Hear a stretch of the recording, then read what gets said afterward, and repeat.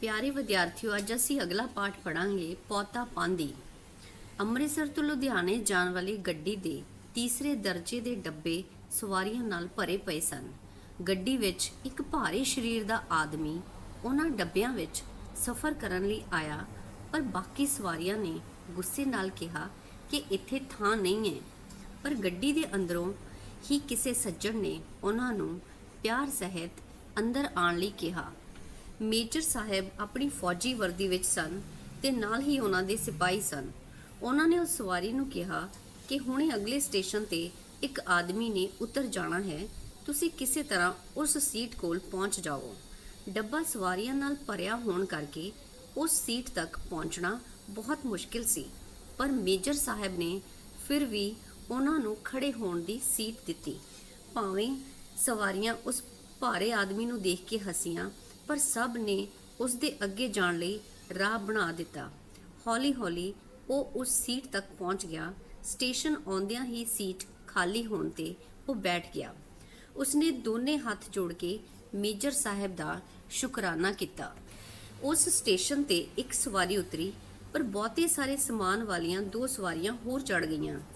ਇਹਨਾਂ ਨੂੰ ਵੀ ਸਿਪਾਹੀਆਂ ਨੇ ਝਿੜਕ ਛੱਡਿਆ, ਪਰ ਇਹਨਾਂ ਲਈ ਵੀ ਮੇਜਰ ਸਾਹਿਬ ਨੇ ਮਦਦ ਵਾਲਾ ਵਤੀਰਾ ਵਿਖਾਇਆ।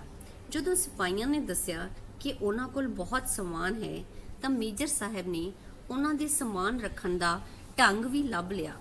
ਉਹ ਟੱਟੀ ਦੇ ਨੇੜੇ ਬੈਠੇ ਸਨ। ਜਿਸ ਸਮੇਂ ਉਹਨਾਂ ਨੇ ਉਸ ਦਾ ਦਰਵਾਜ਼ਾ ਖੋਲ੍ਹਿਆ ਤਾਂ ਉੱਥੋਂ ਬੋ ਆ ਰਹੀ ਸੀ। ਮੇਜਰ ਸਾਹਿਬ ਨੇ ਉਹਨਾਂ ਸਵਾਰੀਆਂ ਨੂੰ ਕਿਹਾ ਕਿ ਮੈਂ ਹੁਣੇ ਇਸ ਨੂੰ ਸਾਫ਼ ਕਰ ਦਿੰਦਾ ਹਾਂ, ਤੁਸੀਂ ਆਪਣਾ ਸਮਾਨ ਅੰਦਰ ਰੱਖ ਲੈਣਾ। ਸ਼ਰਮਸਾਰ ਸਿਪਾਹੀਆਂ ਨੇ ਉਸ ਨੂੰ ਸਾਫ਼ ਕੀਤਾ ਅਤੇ ਉਹਨਾਂ ਦਾ ਸਮਾਨ ਅੰਦਰ ਰੱਖ ਦਿੱਤਾ। ਮੇਜਰ ਸਾਹਿਬ ਦੇ ਅਜਿਹੇ ਮਿਲਣਸਾਰ ਵਤੀਰੇ ਨਾਲ ਸਾਰੇ ਡੱਬੇ ਦੀ ਨੁਹਾਰ ਹੀ ਬਦਲ ਗਈ। ਅਗਲੇ ਸਟੇਸ਼ਨ ਤੇ ਸ਼ਿਕੰਜਵੀ ਵੇਚਣ ਵਾਲਾ ਆਇਆ। ਗਰਮੀ ਵਾਲਾ ਮੌਸਮ ਹੋਣ ਕਾਰਨ ਪਿਆਸ ਨਾਲ ਸਭ ਦੇ ਗਲੇ ਸੁੱਕੇ ਪਏ ਸਨ। ਸ਼ਿਕੰਜਵੀ ਵਾਲਾ ਠੰਡੀ ਮਿੱਠੀ ਸ਼ਿਕੰਜਵੀ ਆਨੇ ਦਾ ਗਲਾਸ ਵੇਚ ਰਿਹਾ ਸੀ।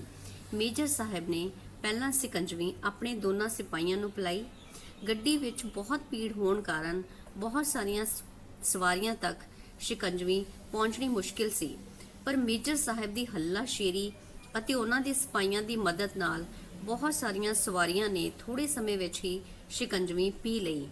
ਮੇਜਰ ਸਾਹਿਬ ਨੇ ₹1.25 ਰੁਪਇਆ ਸਭ ਦਾ ਸਾਂਝਾ ਉਸ ਸ਼ਿਕੰਜਵੀ ਵਾਲੇ ਨੂੰ ਦੇ ਕੇ ਕਿਹਾ, ਲੈ ਭਾਈ ਤੂੰ ਤੇ ਜਾ, ਮੈਂ ਇਹਨਾਂ ਕੋਲੋਂ ਆਪੇ ਉਗਰਾ ਲਵਾਂਗਾ।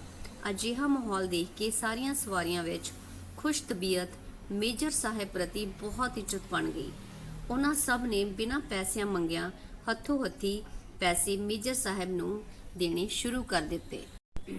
ਡੱਬੇ ਵਿੱਚ ਬੈਠੀਆਂ ਸਵਾਰੀਆਂ ਵਿੱਚੋਂ ਇੱਕ ਮਨੁੱਖ ਤੰਬਾਕੂ ਪੀਣਾ ਚਾਹੁੰਦਾ ਸੀ, ਪਰ ਦੂਜੀ ਸਵਾਰੀ ਨੇ ਮੇਜਰ ਸਾਹਿਬ ਵੱਲ ਇਸ਼ਾਰਿਆਂ ਕਰਦਿਆਂ ਕਹਿ ਕੇ ਨਾ ਕਰ ਦਿੱਤੀ ਕਿ ਸਰਦਾਰ ਜੀ ਦੇ ਹੁੰਦਿਆਂ ਦਾਰੂ ਪੀਣਾ ਚੰਗੀ ਗੱਲ ਨਹੀਂ। ਪਰ ਬਾਅਦ ਵਿੱਚ ਸਰਦਾਰ ਜੀ ਨੇ ਇਹ ਵੇਖ ਕੇ ਉਹਨਾਂ ਨੂੰ ਸਿਗਰਟ ਪੀਣ ਦੀ ਹਾਮੀ ਭਰ ਦਿੱਤੀ।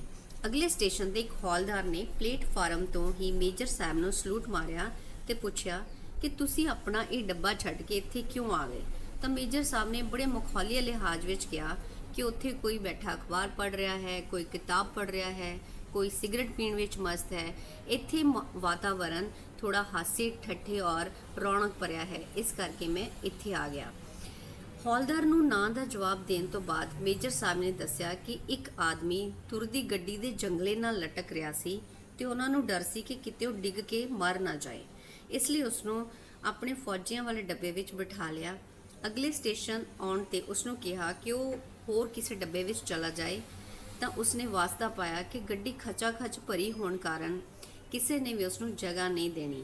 ਤਾਂ ਮੇਜਰ ਸਾਹਿਬ ਨੇ ਆਪਣੀ ਟਿਕਟ ਉਸ ਇਨਸਾਨ ਨਾਲ ਵਟਾ ਲਈ ਤੇ ਆਪ ਖੁਦ ਤੀਸਰੇ ਡੱਬੇ ਵਿੱਚ ਆ ਕੇ ਬੈਠ ਗਏ।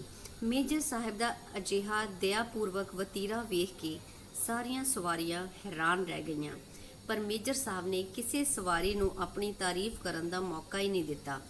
ਅਗਲੇ ਸਟੇਸ਼ਨ ਤੇ ਮੇਜਰ ਸਾਹਿਬ ਨੇ ਉਤਰ ਜਾਣਾ ਸੀ। ਕਿਸੇ ਸਵਾਰੀ ਨੇ ਵੀ ਉਹਨਾਂ ਪਾਸੋਂ ਪਤਾ ਨਹੀਂ ਪੁੱਛਿਆ।